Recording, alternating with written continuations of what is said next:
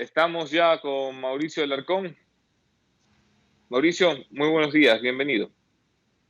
Buen día, Anderson. Siempre un gusto estar acá con ustedes. A ver, hombre, hay muchas cosas interesantes para hablar contigo, porque siempre tienes un punto de vista distinto al de los demás, mucho más apegado a lo que dice la ley que a lo que dice tu corazón. Pero quiero empezar por esto que ha pasado ayer en la Asamblea Nacional. No sé si pudiste seguirle el ritmo al debate para reestructurar la Comisión de Fiscalización. El presidente Litardo ha reinventado la técnica parlamentaria, la técnica legislativa, porque es un innovador, y ha dicho, bueno, suspendo esta vaina porque me sale de los cojones, básicamente. Y así, la suspendió, se reinstalará hoy. Lo que yo quiero preguntarte es, ¿están en la Asamblea buscando salidas políticas por fuera de la ley? Es decir, esto es como cuando destituyeron a Pepe Serrano, que no había ley expresa, pero había que hacerlo. Indiscutiblemente, en los últimos años hemos visto acciones al interior de la Asamblea Nacional que no necesariamente están apegados a derecho. Hay una ley orgánica que rige el trabajo de la Asamblea, la ley orgánica de la función legislativa, que si bien puede tener algunos vacíos, esperemos en próximas horas algo se haga con el debate de las reformas a esta ley, tiene que ser respetada por los legisladores, empezando por el presidente de la Asamblea Nacional. Lo que ha sucedido el día de ayer, efectivamente, en una sesión que además terminó a altas horas de la noche, no es de sorprendernos, ni es tampoco la primera vez que se actúa de esa manera.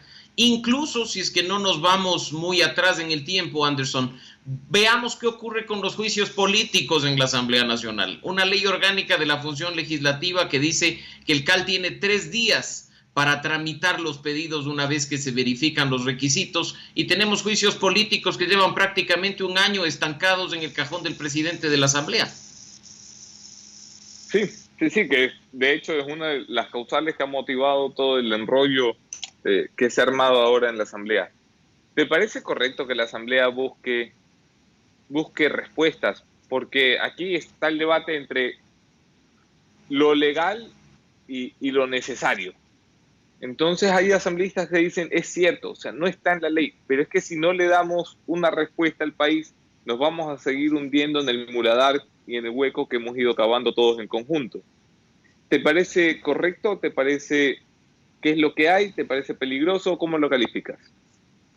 La Asamblea es un órgano político por excelencia, Anderson. Si uno ve cómo ha actuado, insisto, en los últimos 41 años del periodo democrático, muchas de sus acciones han respondido a la coyuntura política más que a la vigencia de una ley o una vigencia del Estado de Derecho. En este caso, por supuesto, lo que hay que tener en cuenta es que no se está actuando contra norma expresa, sino que se está actuando en función de un vacío normativo que existe.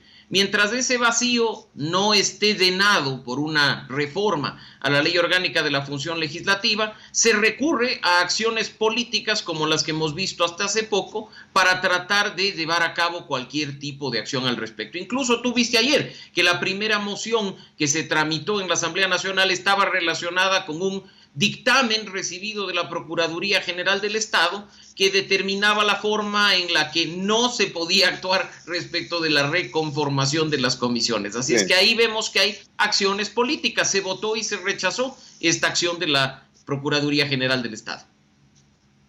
La Asamblea, que tiene pésima imagen de toda la vida, nunca había tenido tan mala imagen como hoy. Nunca. Están a punto de pasar a negativo, a -1. No sé cómo sería esto estadísticamente posible, pero están a punto.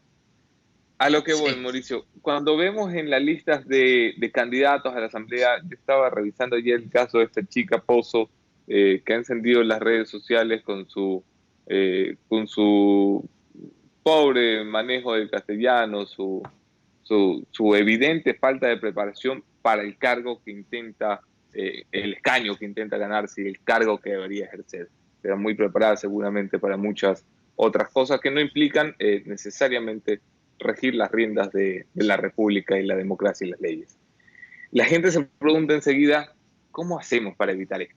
¿Por qué cada 4 años nos volvemos a quejar de tener modelos, presentadores de TV, futbolistas, árbitros, bailarines, cualquier cosa. ¿Hay algo que haya funcionado en alguna parte del mundo más allá del sentido común para evitar esto? No ha funcionado nada en el mundo porque de eso se trata la democracia, Anderson.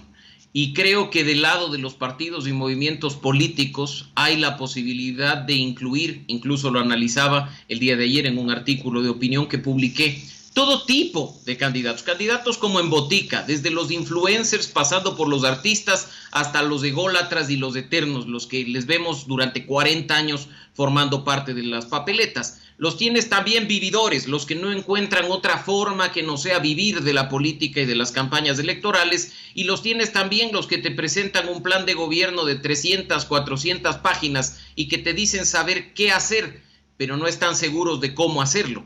Así es que en democracia de eso se trata, tener candidatos de todo tipo y para todos los gustos. No obstante, democracia también significa que quienes estamos del otro lado, los ciudadanos comunes, los que votamos y elegimos, empecemos, en primer lugar, a exigir a los partidos y movimientos políticos candidatos de calidad. Y en segundo lugar, a castigarlos con nuestro voto. Porque en este momento tú ves una gran indignación en redes sociales diciendo, mira, está Richard Barker, está Elda Murillo, mira los candidatos que nos presentan, ¿qué van a hacer en la Asamblea Nacional? No obstante, el 7 de febrero te aseguro que muchos de esos indignados van a ir a votar por esos candidatos. Si no, históricamente, y tú lo conoces perfectamente bien, ¿por qué han llegado a la Asamblea? Y no me refiero a casos recientes que están en la memoria de nuestra audiencia, hablar de Wendy Vera, hablar de Agustín Delgado. Recuerda tú que Polo Vaquerizo fue diputado y su único mérito era haga negocio conmigo. O que tuvimos a Rolando Vera de diputado y su único mérito fue ser atleta. Sí, sí. Bueno, a ver, también es justo decir que en las últimas elecciones a los payasos no les fue muy bien. Por allí entró Wendy Vera porque, bueno, toda regla tiene su excepción. Pero en la última legislatura, en esta balurda legislatura que tenemos, la única representante de esa clase no política que viene de por fuera de la política, por así llamarlo, por no calificarla negativamente, como Wendy Vera, es ella. No tienes otro cantante, no. Ella, y me parece podríamos hablar de Carlos Vera, el árbitro de fútbol. El árbitro, así es. Pero de allí la mayoría fue castigada. O sea, no sé si recuerdas la caída impresionante de la lista de Alvarito, la caída impresionante de muchas figuras socialcristianas que tenían el mismo perfil, algunas en distintos movimientos, sobre todo los movimientos han pecado de lo mismo. Leí esta semana a Felipe Rodríguez en Diario del Telégrafo, que es probablemente lo único que leo en Diario del Telégrafo, y decía Felipe Rodríguez, ¿por qué a los maestros les tenemos que pedir maestría para ser profesores y a los asambleístas no podemos ponerles una vara más alta? ¿Te parece? Uno puede hablar en primer lugar desde su punto de vista personal. Y personalmente considero que se necesita credenciales para acceder a un puesto de representación tan importante como el de ser asambleísta.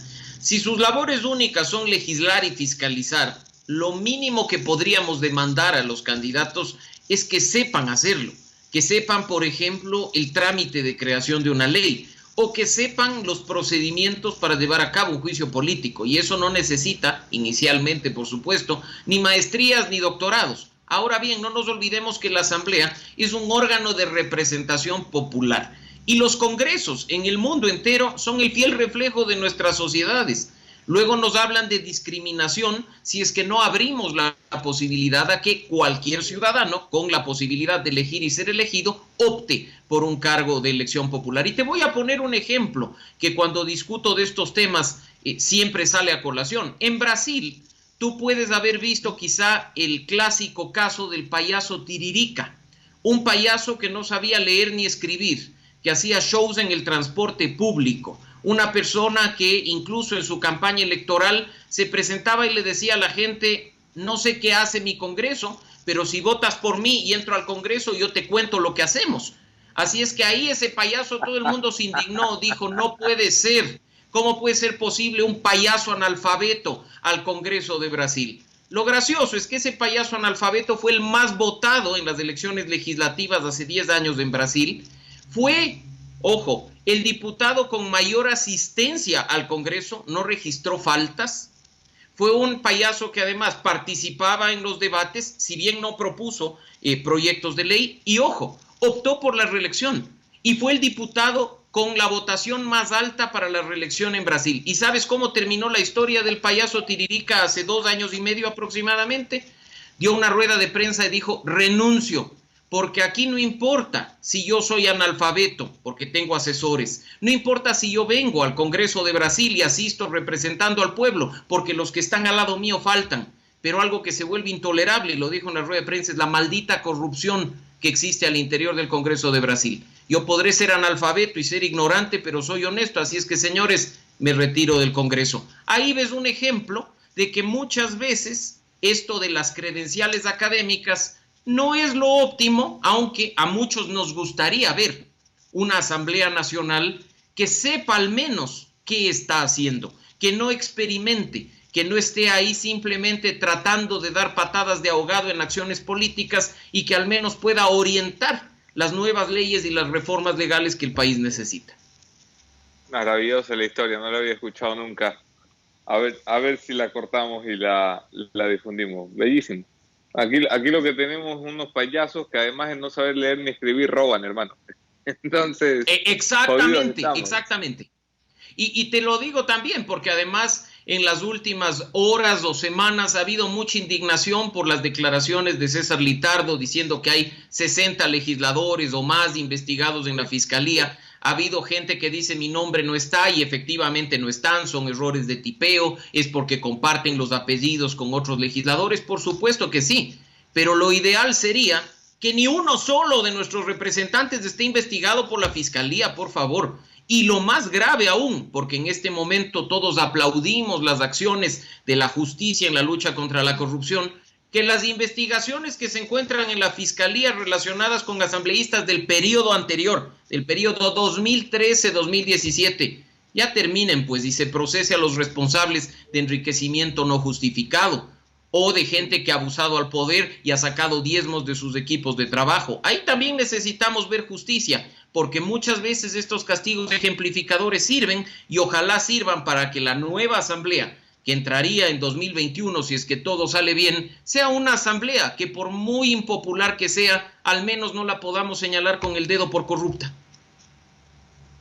Esta asamblea ha hecho en fiscalización largamente un esfuerzo superior al que hizo la legislatura pasada. Esta es una asamblea que ha procesado entre 14 y 15 juicios políticos en 3 años y medio.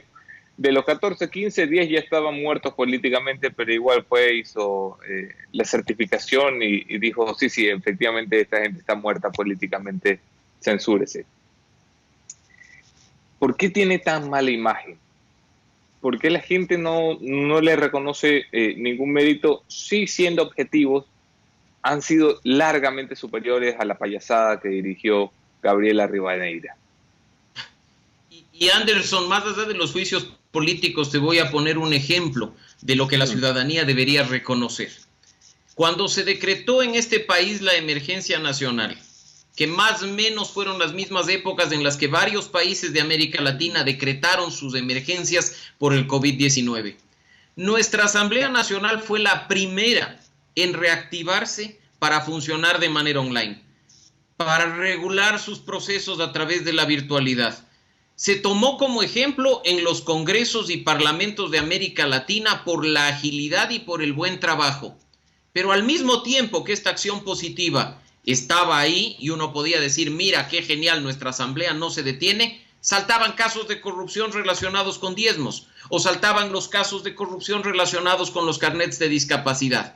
Lo malo siempre va a opacar cualquier buena acción. Quienes estamos, por supuesto, trabajando el día a día, siguiendo lo que hace la Asamblea Nacional, como nosotros en este caso con el Observatorio Legislativo, destacamos este tipo de acciones, destacamos que se esté trabajando para el Parlamento abierto, que tú puedas descargar en tu celular la aplicación de la Asamblea y tener incluso acceso a las votaciones casi que de manera inmediata para saber cómo están actuando tus representantes.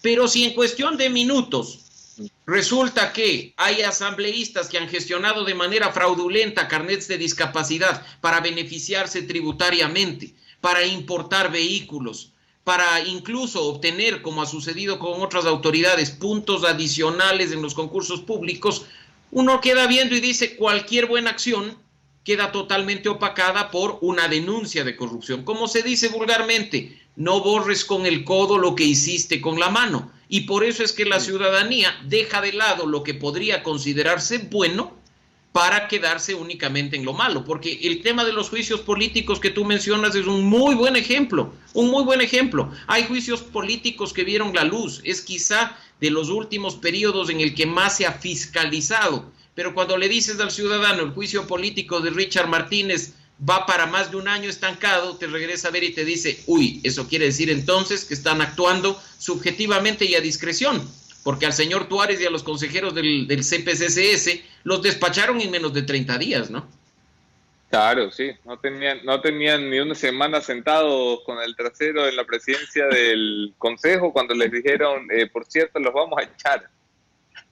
Mauricio Largón, siempre es un gusto conversar contigo, viejo. Haces un gran trabajo en Fundación Ciudadanía y Desarrollo, motivando a la gente a participar de forma activa como ciudadanos, no solo sacando su cédula. Admiro mucho lo que haces. Gracias por estar aquí y acompañarnos. Gracias, Anderson. Siempre un gusto y un buen día.